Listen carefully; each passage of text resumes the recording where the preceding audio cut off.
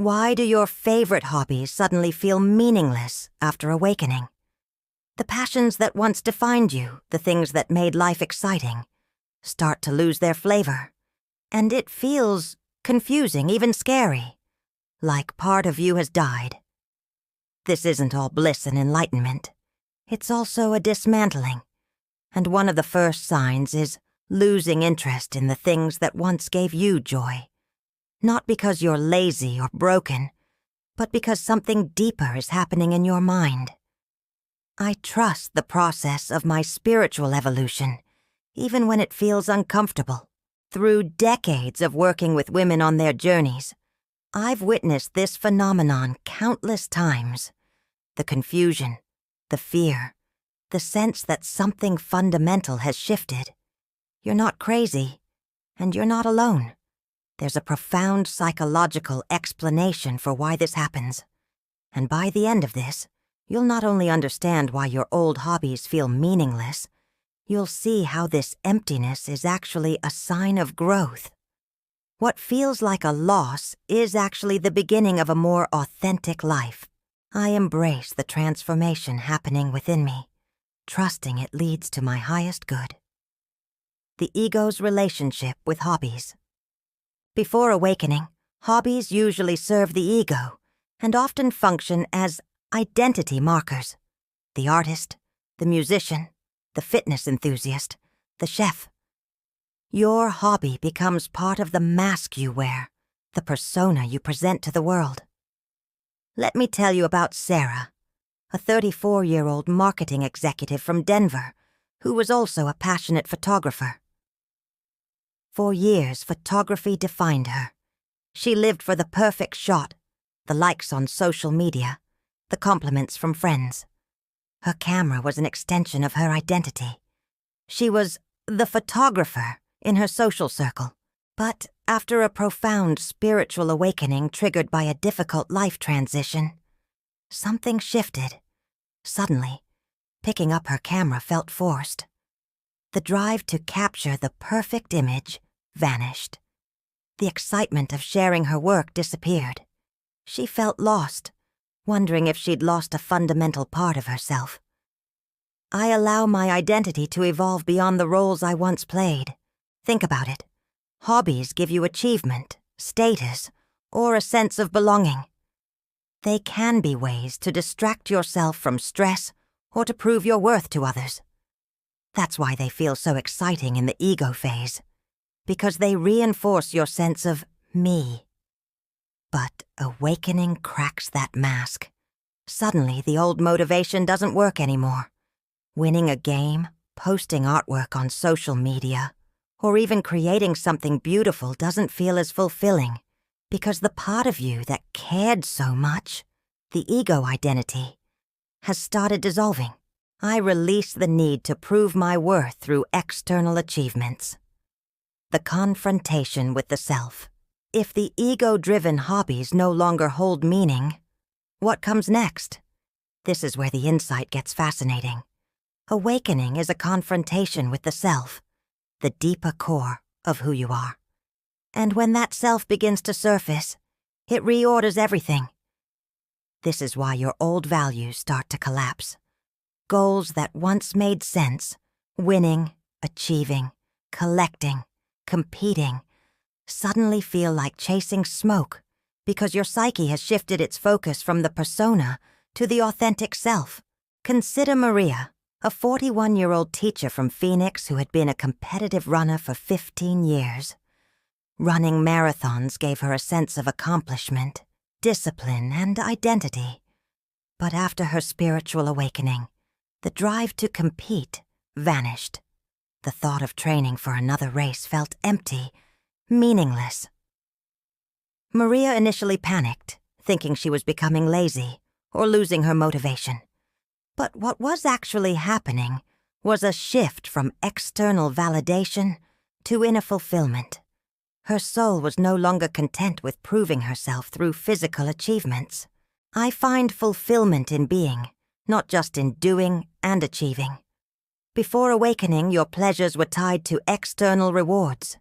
Getting recognition, feeling productive, stacking achievements. All of that was tied to the outer world. But when awakening occurs, you open to a larger reality. The outer world just doesn't shine the same way anymore. The hobbies that once brought you excitement can suddenly feel stripped of their magic because many of those hobbies were tied to proving something, to yourself, to others, to the world. I no longer need external validation to feel worthy and complete. The performance behind the passion painting wasn't just painting. It was a way to feel talented. Gaming wasn't just fun. It was a way to feel accomplished. Shopping wasn't just shopping. It was a way to feel worthy, stylish, or enough. But after awakening, when the mask of persona begins to fall, you realize you don't have to prove anything anymore.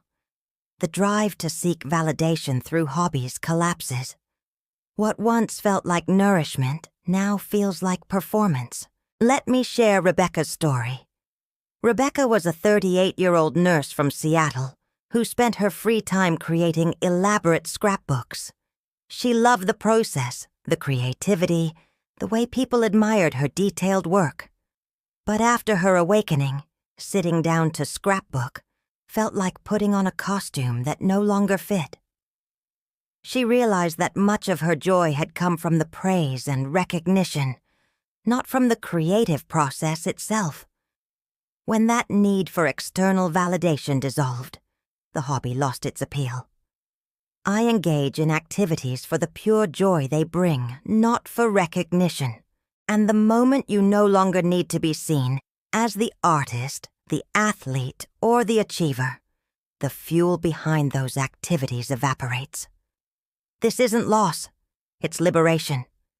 It means your soul is no longer content with chasing recognition or building identity through hobbies. Instead, it's turning inward, searching for meaning beyond performance. I celebrate my liberation from the need to perform for others' approval. The void between identities. The reason this feels so disorienting is because hobbies were never just hobbies. They were part of your story. They told you who you were. But when awakening confronts you with the authentic self, it dissolves those old labels. That's why you might feel lost, like you don't know yourself anymore. The old map is gone, but the new one hasn't been drawn yet. And in that space, everything feels pointless. Jennifer, a 45-year-old executive from Chicago, described this perfectly. I felt like I was floating in space. All the things that used to anchor me, my book club, my cooking hobby, my weekend hiking, suddenly felt like activities belonging to someone else. I didn't know who I was without them. I trust that in the space between who I was and who I'm becoming, my true self is emerging. Here's the important part. This isn't the end of joy. This is the stripping away of illusions to make room for something deeper. Your old value systems collapse because they were built on persona and conditioning. What comes next, though it takes time, are soul-aligned passions, activities not born from ego, but from authenticity. And yes, there is a void in between, a silence, a strange nothingness where things that once mattered now feel empty. But that void has a purpose. I honor the sacred void as a space of infinite possibility. When hobbies were escapes, here's the raw truth. Not all hobbies were hobbies. Some were escapes. Maybe you painted to avoid loneliness. Maybe you shopped to silence anxiety. Maybe you exercised obsessively because you felt unseen and unnoticed. On the surface, it looked like fun or passion. But underneath, many hobbies were unconscious strategies to soothe pain you didn't want to face. These are the hidden wounds, fears, and emotions we bury because they don't fit the version of ourselves we want to believe in. Catherine, a 32-year-old therapist from Miami, realized that her passion for interior decorating was actually a way to control her environment when she felt powerless in other areas of her life. When her awakening brought this awareness, the hobby lost its compulsive quality. I face my emotions directly instead of escaping through activities. And here's what awakening does. It pulls that shadow out of hiding. Suddenly, the hobby you once relied on doesn't give the same relief because it was never really about the hobby. It was about avoiding the feelings underneath. So, when awakening happens, your mind starts dismantling these distractions. It's like your soul saying, "No more Band-Aids. Face the wound. Embrace the wisdom that empowers you." If this resonated, a like and a subscribe will ensure you never miss a moment of insight from us. I have the courage to face what I've been avoiding. The sacred dismantling. That's why you lose interest, not because you're bored of your passions, but because the passions were serving as masks. When the mask falls, the coping mechanism fails, and that can feel brutal. Suddenly, you can't run from your shadow. You have to sit with it. This stage can feel depressing, even hopeless. People often say, "I don't enjoy anything anymore. What's wrong with me?" But nothing's wrong. In fact, this is a breakthrough, because for the first time, you're meeting yourself without distraction. You're no longer hiding behind endless activity. You're seeing the loneliness, the fear, the grief, the longing. I meet myself with compassion in moments of discomfort and uncertainty, and while it hurts, it's also profoundly healing. By sitting with the shadow instead of painting over it, you begin to integrate it. You learn that loneliness isn't a death sentence. It's a doorway to self-connection. Fear isn't a weakness. It's a signal to be honored. Grief isn't a curse. It's a teacher. Losing your old escapes feels like losing part of yourself. But really, it's losing the veil. I welcome the integration of all parts of myself with love and acceptance. The dark night of the soul, this stage of losing your hobbies, facing the void, and meeting your shadow, isn't just a detour. It's part of what mystics call the dark night of the soul. The dark night is not about despair for despair's sake.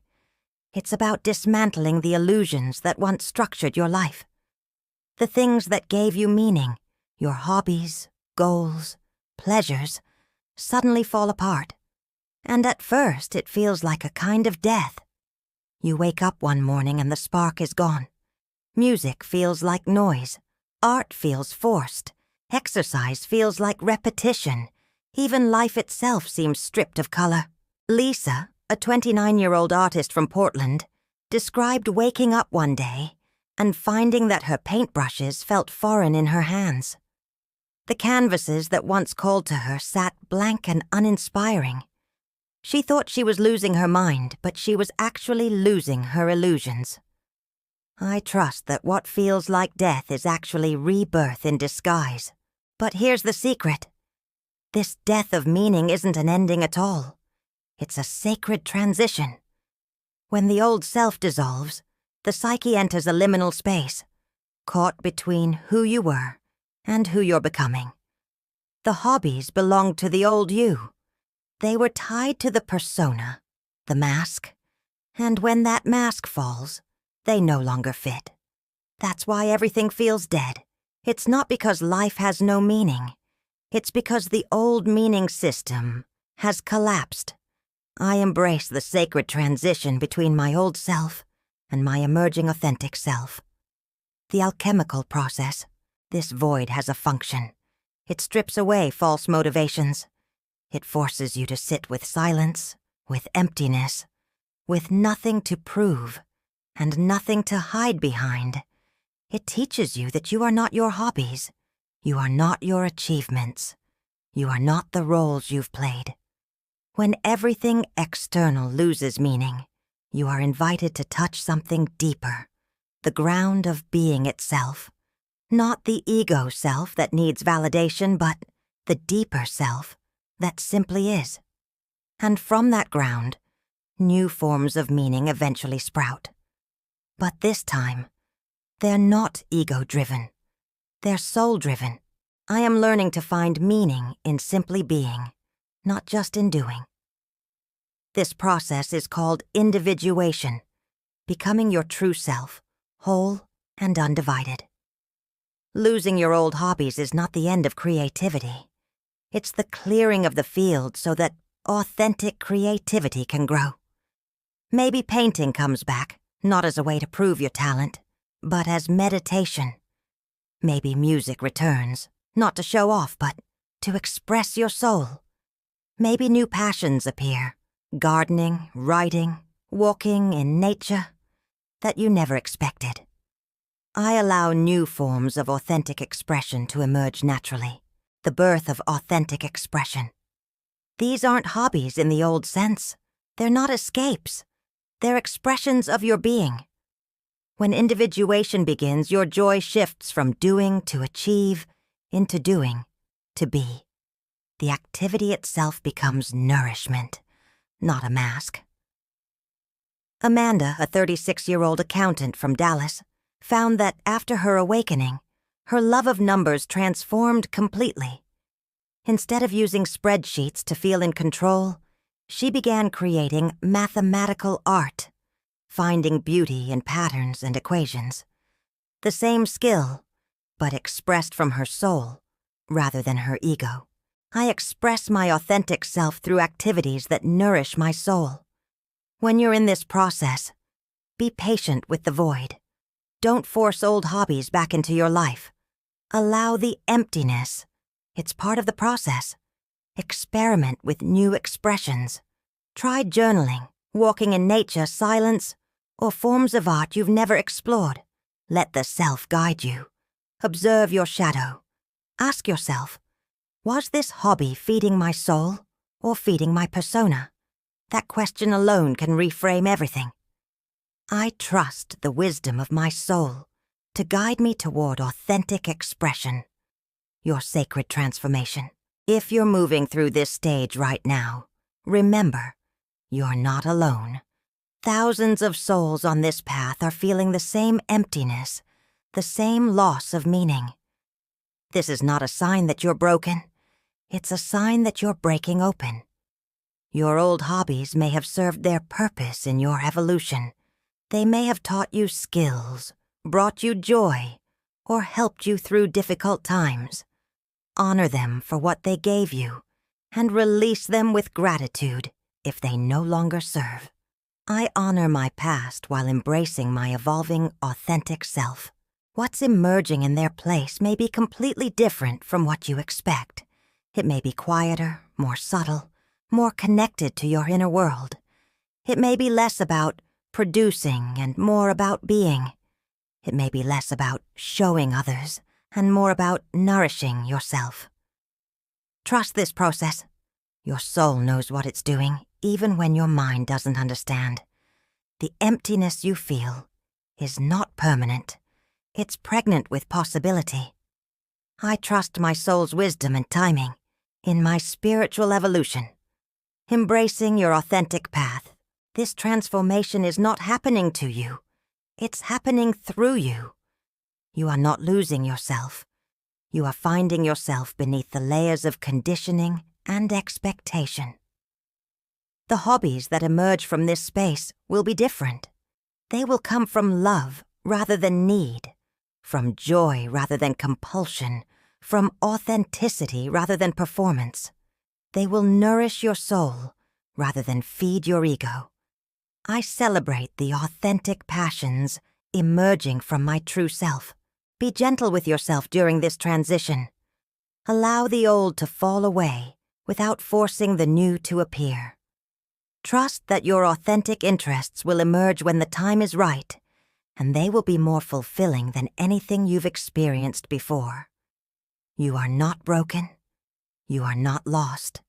You are transforming. And on the other side of this sacred dismantling lies a life of unprecedented authenticity and joy. I am exactly where I need to be in my journey of awakening and transformation. Your true passions are waiting to be born. From the ashes of your old identity, trust the process, honor the void, and prepare to meet the most authentic version of yourself you've ever known.